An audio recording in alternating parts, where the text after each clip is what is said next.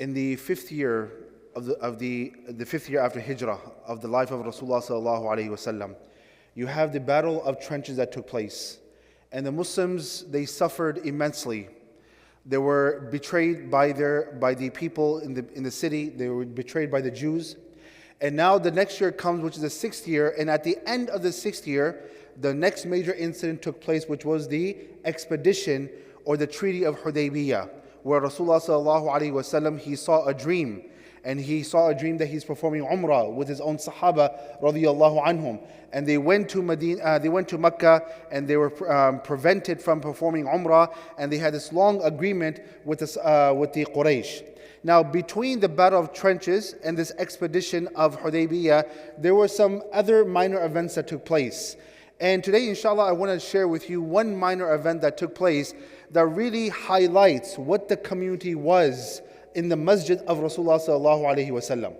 So this is an expedition where the Prophet sallallahu alaihi wasallam sent a group of 30 Sahaba radiyallahu anhum approximately to a place. And whenever the Prophet ﷺ would send a group of Sahaba without his own presence, it was not called a ghazwa, it was called a sariyah. So this is a sariyah, and the Prophet ﷺ sent these people, and while they were coming back, they were victorious, they came back, they actually came by a small convoy, and they had they had some suspicious feelings about this convoy.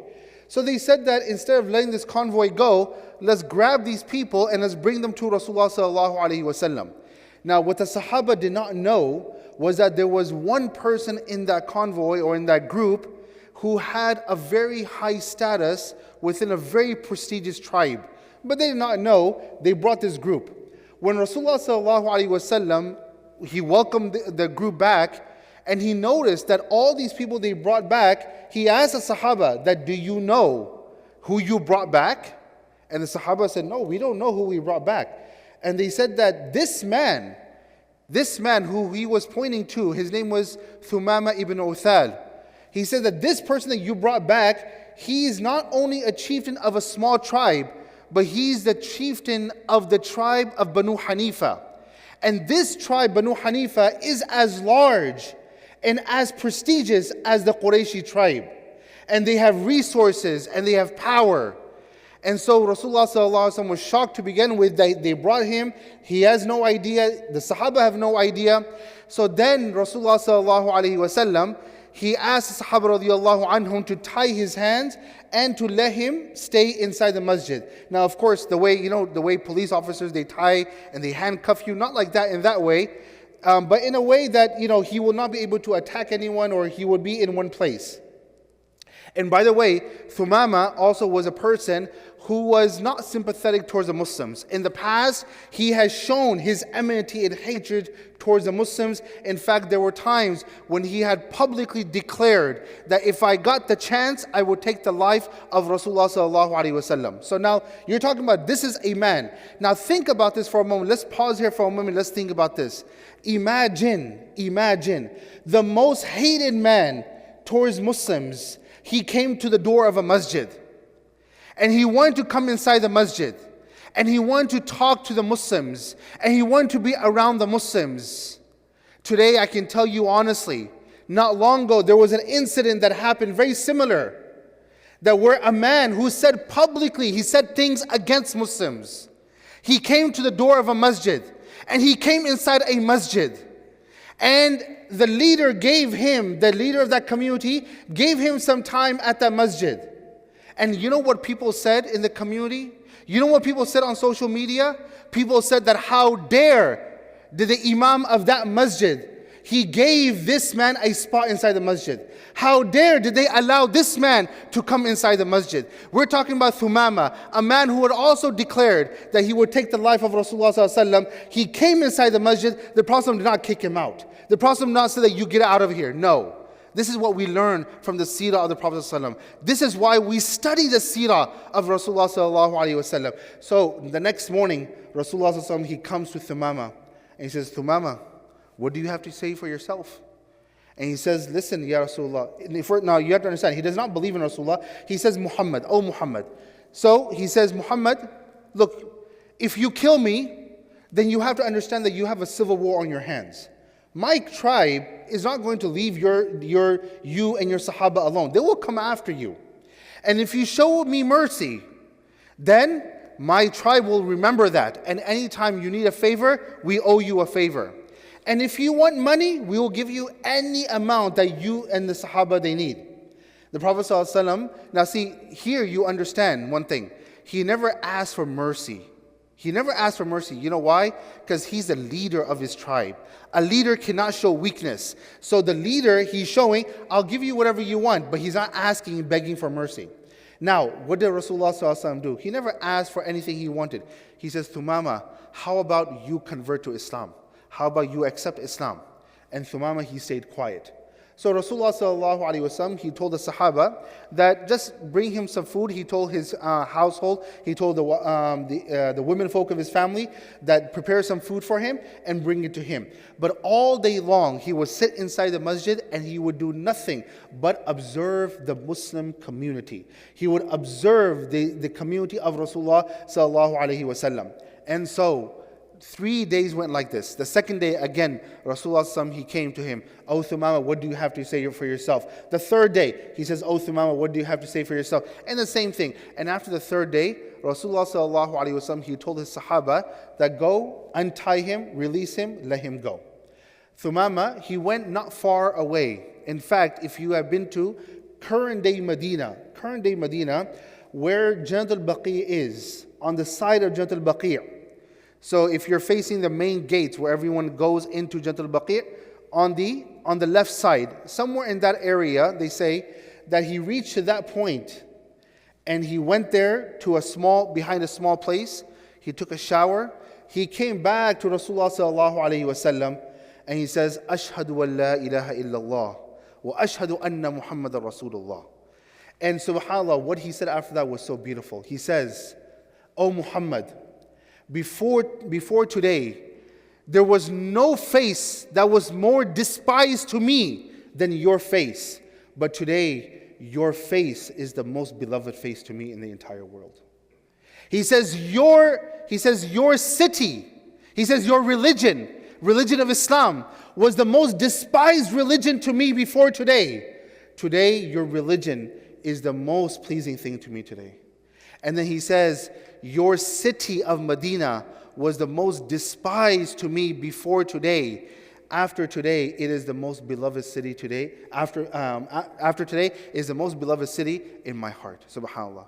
How, just for a few days, sitting in the company of Rasulullah ﷺ, sitting in the house of Allah, witnessing the Muslim community, has such an impact on him that he was able to convert to Islam. And not only that, but then he asked, Ya Rasulullah, can I go to Mecca? And do you suggest that I perform Umrah? And Rasulullah ﷺ says, O Thumamah, if you want to go and you want to perform Umrah, that's your choice. He went to Mecca. He went to the Haram. And when he was about to perform Umrah, the Quraysh there, they began to observe that there were some, he was doing things differently.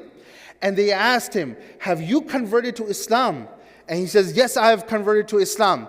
Some of the Quraysh leaders, they pulled their swords out of their sheaths and they began to scare him a little. And there were some other people, there were some of the more wise ones, they took a step back and they warned some of those Quraysh who were threatening this man that think about this.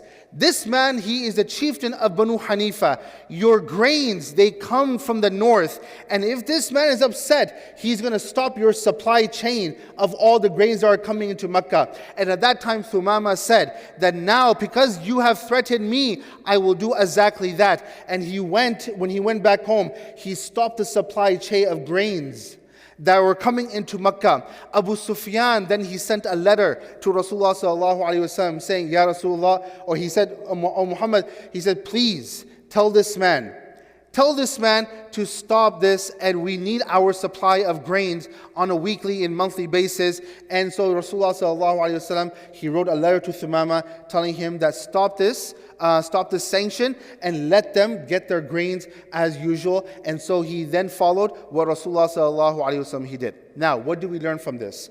The very first thing, of course, that we learn is that how do we need to behave and how do we conduct ourselves as a community. When we talk about a Muslim community, the religious sector of the Muslim community that is coming to the masjid on a day-to-day basis, brothers and sisters, I tell you honestly, you know so many people who are not so much religious. Their religiosity does not exist so much in their life. If you ask them a lot of times, what is one thing that puts you off about religion?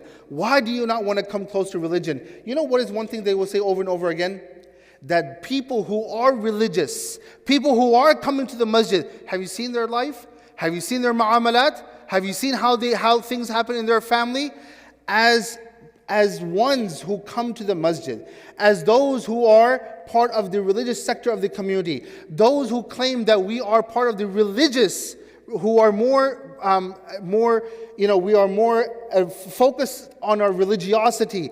When we, at the same time, when we cheat, when we steal, when we deceive others, when we do things that are wrong, when our akhlaq is not like the akhlaq of Rasulullah sallallahu alaihi wasallam, forget about the non-Muslim community. This has an effect on the Muslim community too.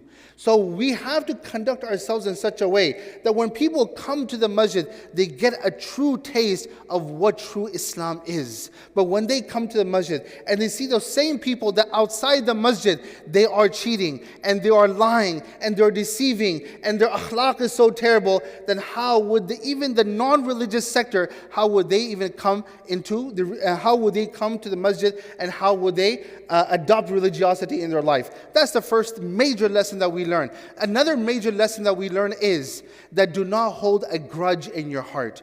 Now you have to understand, just few months ago was the Battle of Trenches. In the Battle of Trenches, the Yahud, the Prophet ﷺ, he had a pact with the Yahud that you will support us if we are invaded, if we are attacked. On the other hand, they betrayed that trust of Rasulullah sallallahu alaihi wasallam. And then not only that, but just few months after all this has happened, the Prophet could have said that now this is my moment to get revenge from the Quraysh. But what did he do? He never held that grudge in his heart. He told Thumamah that Thumamah, just let it go. Just remove that sanction. And so think about this, that how many times we hold a grudge in our heart, not just for months, for years and for years. What we learn from Rasulullah ﷺ is just letting it go. Have a merciful heart. That's the sign of a religious man, that he and she, they let go of other people's weaknesses and they do not hold their crimes against them, and they're not looking out for a moment of revenge. We also learn from this story is that how it was allowed, as I said earlier, for a non-Muslim to come inside the masjid. In fact, we also find that a long time ago when the Christians of Najran, they would come to the house of, they would come to the masjid of Rasulullah sallallahu alaihi wasallam. In some cases, they were allowed. These are the Christians of Najran. These are people who say that Isa alayhi salam is the son of God. These are people who commit shirk openly. Yet there were cases when Rasulullah would allow them to perform their own ibadah in the house of Allah subhanahu wa ta'ala. So next time, this is a lesson for all of us. When there are interfaith events, when non-Muslims are coming inside the masjid, it is absolutely fine according to the laws and the rules of Sharia. And of course, there's many other lessons that we can learn. But this is just a short story that really highlights what the Muslim community is all about. So I ask Allah subhanahu wa ta'ala that may He give us the tawfiq to become like the community of Rasulullah sallallahu alaihi wasallam. Of course, we may not become like the Sahaba. We may not have that same spirit, that same drive, that same enthusiasm as the Sahaba. But when we try to emulate and we try to become like someone, at least we will become somewhat close to them. I ask Allah subhanahu wa ta'ala to protect our communities. May Allah subhanahu wa ta'ala make the religious sector even more religious. And we ask those who are not coming to the masjid so much, may Allah subhanahu wa ta'ala turn their hearts, change their hearts, and bring them close to the masjid. Ameen Rabbil Alameen. Jazakumullah khair. Assalamu alaikum wa rahmatullahi wa barakatuh. الله وملائكته يصلون على النبي يا